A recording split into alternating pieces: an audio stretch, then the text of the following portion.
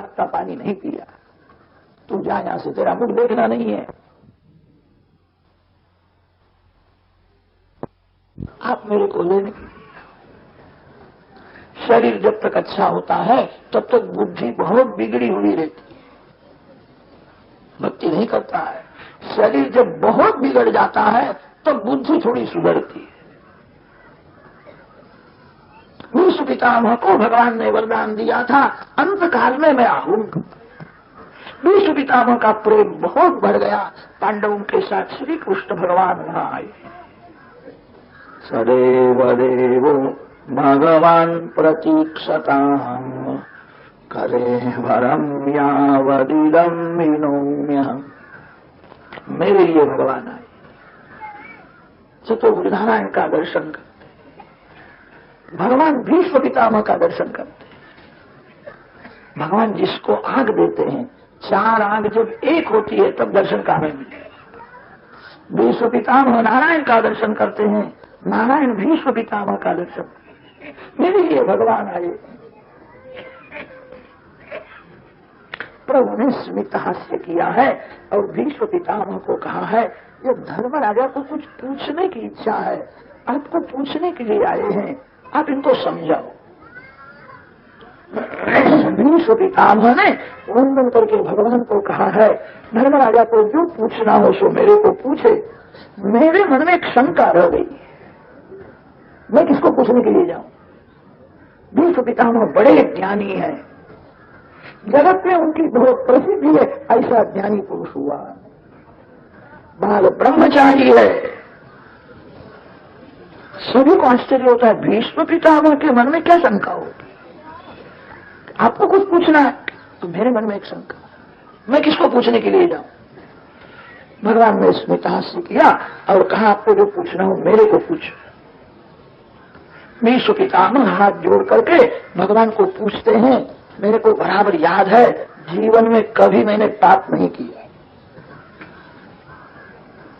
मैंने तन से पाप नहीं किया और मैंने कभी मन से भी पाप नहीं किया। प्रभु ने स्मित हास्य, सत्य है, आपने कभी पाप नहीं किया, इसीलिए मैं आपको दर्शन देने के लिए। अंतर्यामी नारायण को कहते हैं, मैंने मन से भी पाप नहीं किया। यह आत्मनितिष्ठन् आत्मान अंतरो यमयति यस्य आत्मा शरीरम स अंतर्यामी अमृतः। श्री कृष्ण अंतर्यामी नारायण है। ईश्वर वह है जो मन को साक्षी भाव से देखते, मन का जो साक्षी है। भीष्म पितामह ने भगवान को कहा है, मैंने मन से भी पाप नहीं किया, मेरे को बराबर याद है। दुख पाप का फल होता है, मैंने जीवन में कभी तन से पाप नहीं किया, मन से पाप नहीं किया, तो भी अनंत काल में मेरे को यह सजा क्यों होती है? अति दुख है, ये तो आपकी दया है। ऐसे दुख में भी मैं आपका ध्यान करता हूं, आपका स्मरण करता हूं, बहुत वेदना होती है। मैंने कभी पाप नहीं किया, मेरे को ऐसी सजा क्यों होती है? प्रभु ने स्मित हास्य किया और कहा, आपने पाप तो नहीं किया, आपने पाप देखा है, इसकी यह सजा है। पाप देखना भी पाप है, पाप सुनना भी पाप है। कोई पाप करता हो, आंख बंद कर लो, देखना नहीं। जो दूसरे के पाप को देखता है उसको सजा होती है, किसी का पाप सुनना नहीं। आपने पाप तो नहीं किया, आपने पाप देखा है। भीष्म पितामह को याद नहीं आता मैंने कब पाप देखा कि दादा आप भूल गए हो। दुशासन द्रौपदी को सभा में ले आया, उस सभा में आप बैठे थे। दुर्योधन और दुशासन तो महामूर्ख है। दुर्योधन बकता है, दासी है, नग्न करो। उस दिन सभा में मैं आया था, मेरे को यही दुख हुआ कि भीष्म जैसे ज्ञानी पुरुष सभा में बैठे, जिस सभा में एक महान पतिव्रता स्त्री का अनादर हो गया।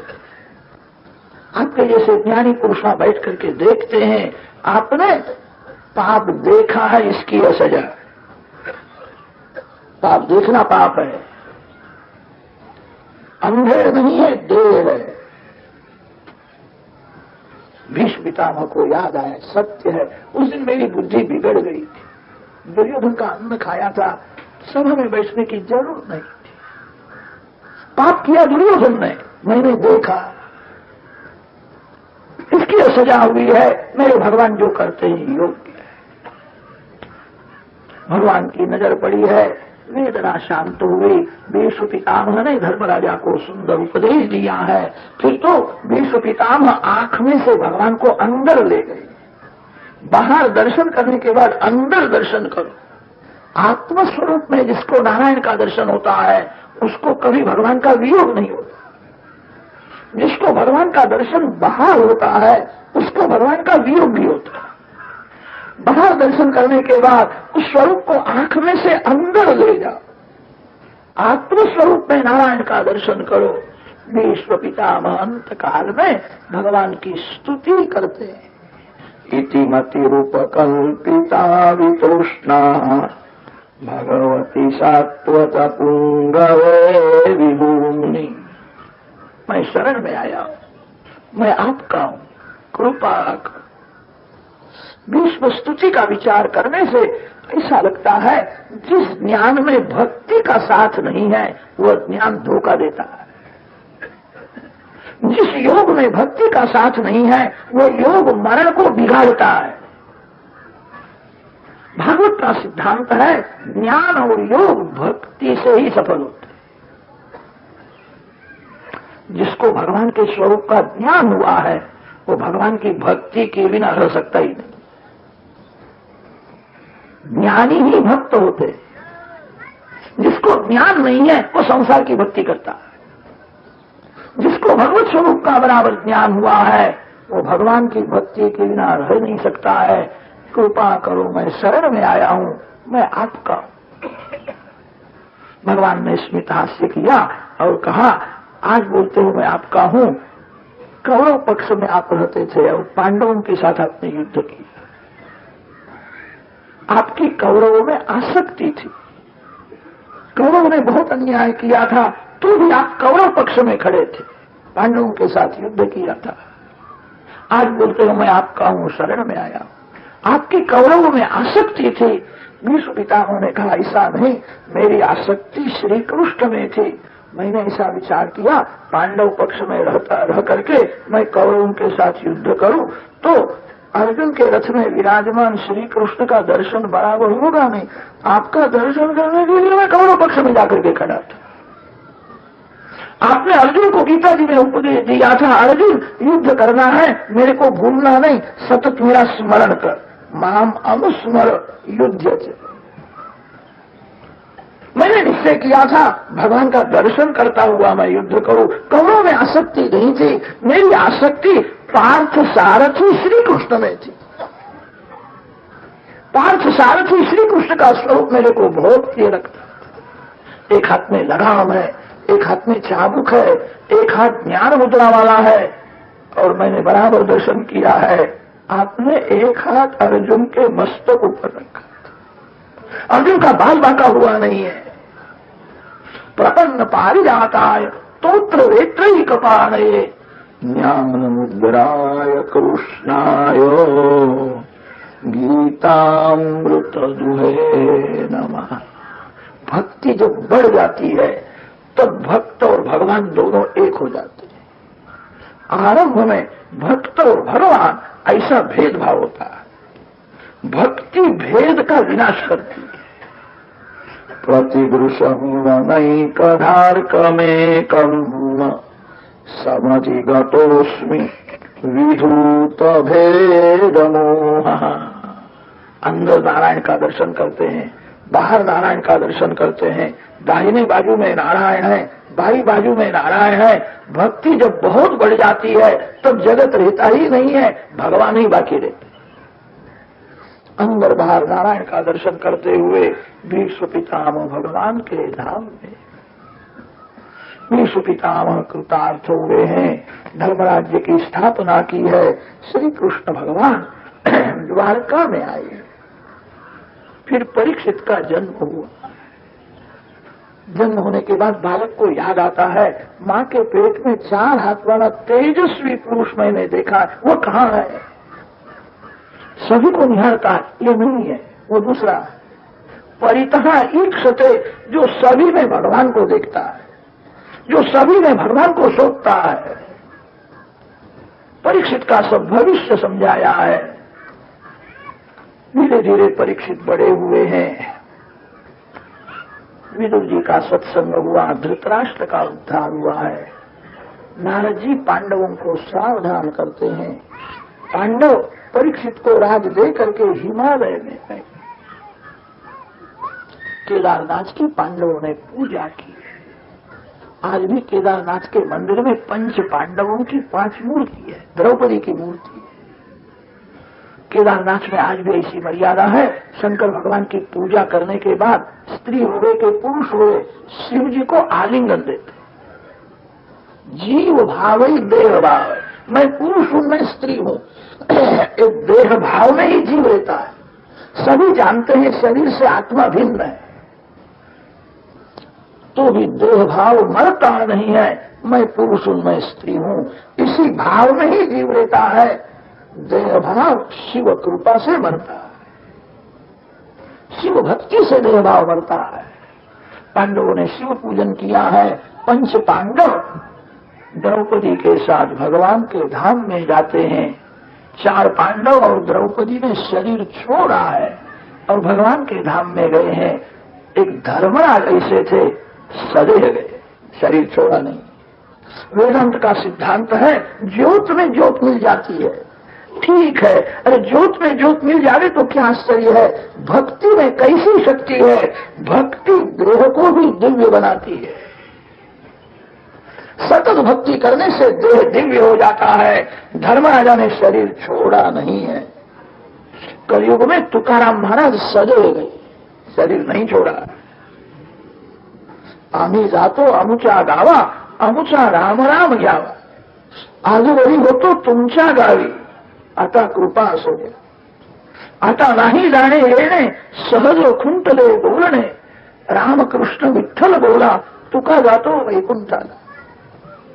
विठ्ठल विठ्ठल विठ्ठल विठ्ठल कीर्तन करते हुए तुकाराम महाराज सदे गए, शरीर नहीं छोड़ा है। जो शरीर छोड़ता है उसकी समाधि होती है।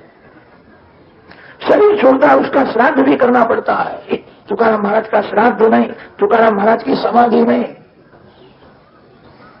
तुकाराम महाराज सदे हो गए। गौरांग महाप्रभु जगन्नाथ जी में मिल गए। कृष्ण कृष्ण कृष्ण कृष्ण कीर्तन में लीला है। श्री कृष्ण वियोग सहन नहीं हुआ, वियोग में प्राण व्याकुल हुए, दौड़ते हुए गए, जगन्नाथ जी को आलिंगन दिया है, जगन्नाथ जी में मिल गए। बहुत से संत शरीर छोड़ करके भगवान के धाम में जाते हैं। कितने संत तो ऐसे भी है, सतत भक्ति करने से उनका देह भी दिव्य हो जाता है। 4 पांडव शरीर छोड़ करके भगवान के धाम में गए हैं, अकेले धर्म। यश्रद्धयै तद भगवत् प्रियाणाम् पांडुसुतानाम् इति संप्रयाणम्। परीक्षित राज करने लगे हैं। परीक्षित के राज में कली ने प्रवेश किया। कली की ऐसी इच्छा है, परीक्षित की बुद्धि बिगाड़नी है। आचार और विचार दोनों जहां शुद्ध है वहां कली नहीं आता है। आचार बिगड़ने के बाद विचार बिगड़ता है, आचार विचार दोनों बिगड़ने के बाद कली आता है। सदाचार नींव है और सदविचार बन रहा है। सदाचार बिना सदविचार टिकता नहीं है। 5-10 मिनट भी मन पाप करता है, 5-10 मिनट मन खराब विचार करता है। आचार शुद्ध होवे तो ही विचार शुद्ध होता है। साधारण मानव के हाथ का पानी नहीं पीना चाहिए। सभी को हाथ जोड़ो, सभी को वंदन करो। अपने मन को शुद्ध रखना हो, सदाचार की मर्यादा छोड़ना। वीर्य में जल तत्व मुख्य होता है। जिसके पेट में अशुद्ध जल जाता है उसका वीर्य बिगड़ जाता है। वीर्य बिगड़ने पर जीवन बिगड़ता है। अन्न दोष मन को बिगाड़ता है और जल दोष वीर्य को बिगाड़ता है। ऋषियों ने इसीलिए वारंवार आज्ञा की है, किसी का अनादर न करो, साधारण मानव के हाथ का पानी भी नहीं पीना चाहिए। परीक्षित राजा का जीवन बहुत शुद्ध था। कली पुरुष को परीक्षित को स्पर्श करने की हिम्मत नहीं होती थी।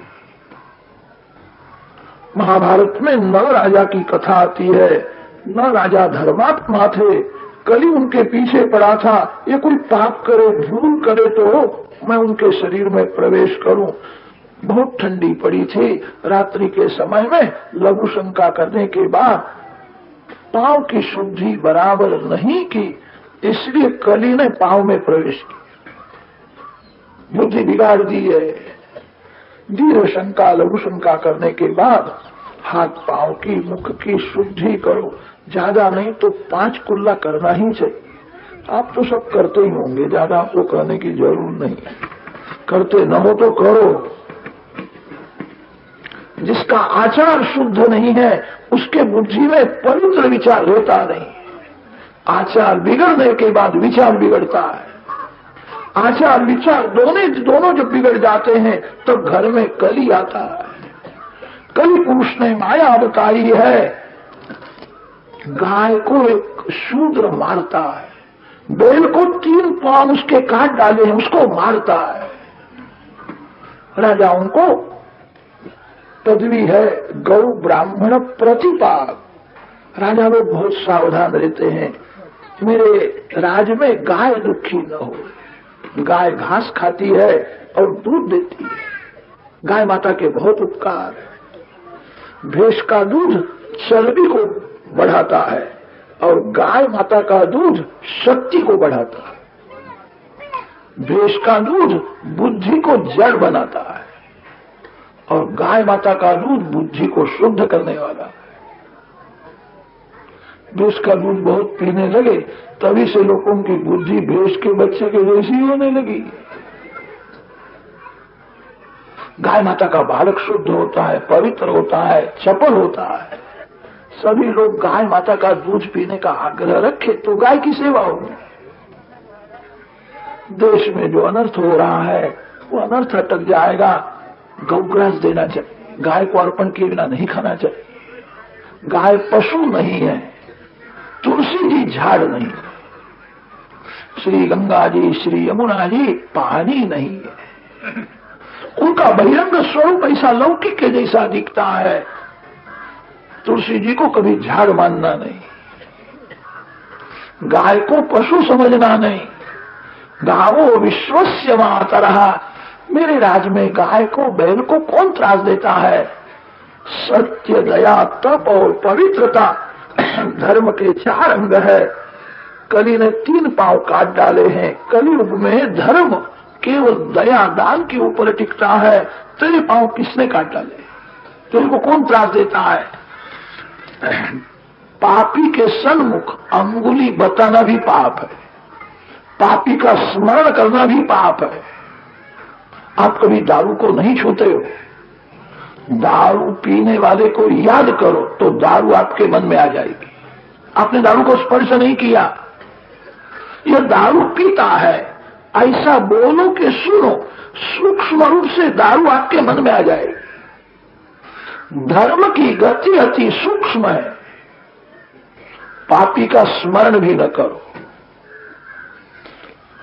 धर्म रूपी वृषभ बहुत विवेक से बोलता है, कौन दुख देता है उसका निर्णय हुआ नहीं है। बहुत से लोग तो ऐसा कहते हैं काल सुख दुख देता है, 12 वर्ष के बाद सुखी दुखी हो जाता है, दुखी सुखी हो जाता है।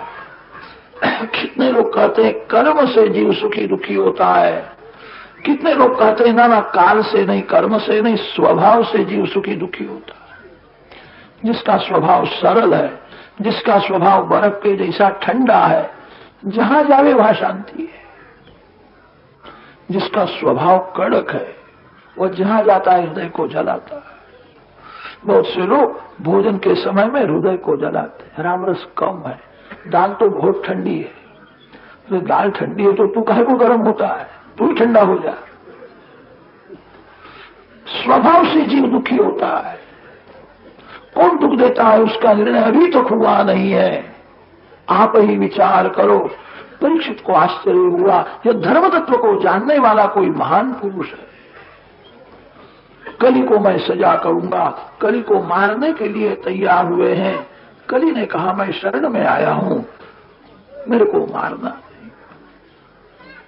आपका राज छोड़ करके मैं कहां जाऊं, मेरे को रहने की थोड़ी जगह दे दो। परीक्षित ने जगह दी है, जिस घर में जुगाड़ का पैसा आता है उस घर में जाकर के। धन की जरूरत है, धन से ज्यादा धर्म की जरूरत है। जिस धन को धर्म का साथ नहीं है, जो पैसा पाप से घर में आता है उसमें तेरा निवास हो। जुगाड़ में कली का निवास है। ज्यूतम पानम स्त्रिय सूना, जिस घर में लोग मदिरा पान करते हैं, मांस का सेवन, उस घर में कली का निवास होता है। भागवत की कथा सुनते हो, आज से ऐसा नियम लो, भगवान जिसका स्वीकार नहीं करते वो मैं कभी नहीं लूंगा। भगवान को अर्पण करके ही लेना है। भगवान को कोई 5 सुपारी अर्पण करे तो भगवान उसका स्वीकार करते हैं। कदाच कोई भगवान को तंबाकू अर्पण करने के लिए जावे तो भगवान ना बोलते, मैं तंबाकू नहीं लेते। तंबाकू खाना, तंबाकू पीना, सूंघना बड़ा पाप है। तंबाकू में कली का निवास है, भगवान भी उसका स्वीकार नहीं करते। जिसका स्वीकार भगवान नहीं करते वो मैं कैसा लूं। जहां वेश्या रहती है वहां कली का निवास होता। परीक्षित ने कली को कहा है सुवर्ण में तेरा निवास होवे। कली पुरुष ने निश्चय किया, एक दिन राजा की बुद्धि में बिगाड़ दूंगा। राजा के घर में अन्याय का धन, पाप का धन बहुत आता। परीक्षित की बुद्धि कली ने बिगाड़ी है। किसी भी वस्तु का उपयोग करने से प्रथम थोड़ा विचार करो, ये शुद्ध है क्या शुद्ध है। काल दोष, कर्म दोष, कर्ता का दोष, निमित्त का दोष प्रत्येक वस्तु में आता है। किस काल में यह घर में आया है, किस निमित्त से आया है। पांडवों के घर में पाप का पैसा था, परीक्षित की बुद्धि बिगड़ जाती है। जरासंध का सोने का मुगट घर में था। परीक्षित को अच्छा लगा है, विचार किया नहीं, मस्तक के ऊपर रखा, बुद्धि बिगड़ गई। शिकार खेलने के लिए गए, अनेक पशु पक्षियों की हिंसा की। मध्याह्न काल में भूख लगी है, प्यास लगी है। शमीक ऋषि के आश्रम में आए हैं। शमीक ऋषि ध्यान करते थे। परीक्षा करने की इच्छा हुई। मर गया हुआ एक सांप मरा हुआ वहां पड़ा था, उस सांप को उठाया, शमीक ऋषि के गले में पहनाया। दूसरे का जो अपमान करता है वो अपना ही अपमान करता है। दूसरे के साथ जो कपट करता है वो आत्मा के साथ ही कपट करता है। परीक्षित में शमीक ऋषि के गले में मरा हुआ सर्प डाल दिया। जीवित सर्प को गले में आने का आमंत्रण दिया। कोई भी विपत्ति आती है उसके प्रथम बुद्धि बिगड़ जाती है। बुद्धि में कली का प्रवेश हुआ था, ब्राह्मण का अपमान किया। शमीक ऋषि के पुत्र श्रृंगी ने शाप दिया, 7वें दिवस में उसको तक्षक का दंश हो, इसका मरण हो। घर में आने के बाद राजा की बुद्धि सुधरती है, मैंने क्या किया। जीवन में एक ही बार परीक्षित ने पाप किया था। धन्य है परीक्षित को, पाप करने के बाद पानी भी नहीं पिया। मेरे को पानी पीने का क्या अधिकार है।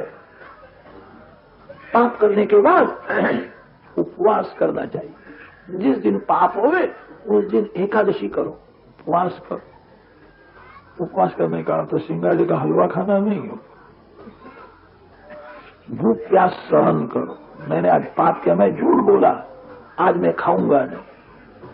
जीवन में परीक्षित राजा ने एक ही बार पाप किया था। पाप करने के बाद पानी भी नहीं पिया है। गंगा किनारे आए हैं, गंगा मैया मरण को सुधारती है। कस्ताम न सेवेत मनुष्यमाण। परीक्षित अब राजा नहीं है, ऋषि के जैसे हो गए हैं। 7वें दिवस में मैं मरने वाला हूँ, सुना, अंदर की आंख खुल गई है, विलासी जीवन की समाप्ति हुई है, पवित्र जीवन का आरंभ हुआ है। ऋषि को ऋषि मिलने के लिए जाते। अत्रो वसिष्ठश्च वनश्च गौतमो मेधातिथिर्देवलदेवरातौ पराशरोगाधिसुतोऽत रामः उतथ्य इन्द्रप्रमदे ध्रुमवाहौ मेधातिथिर्देवल आर्ष्टिसेना भारद्वाजो गौतमः पिप्पलादः मैत्रेय और्वः कवशः कुम्भयोनिः द्वैपायनो भगवान नारदश्च। 27 ऋषियों के नाम दिए। ऋषि को मिलने के लिए जाते हैं। राजमहल में परीक्षित का जीवन विलासी था, तब कोई ऋषि मिलने के लिए गए नहीं है। 7वें दिवस मैं मरने वाला हूँ, सुना, विलासी जीवन की समाप्ति हो गई, पवित्र जीवन का आरंभ हुआ। संत को संत मिलने के लिए जाते हैं। संत ही संत को पहचान सकते हैं। बड़े बड़े ऋषि आए हैं, ऋषियों को वंदन किया है। परीक्षित ने अपना पाप प्रकट किया है, मैंने पाप किया है, मैंने 7वें दिवस में मरने वाला हूँ। पाप को छिपाना नहीं, जो पाप को छिपाता है उसके मन में पाप घर करता है।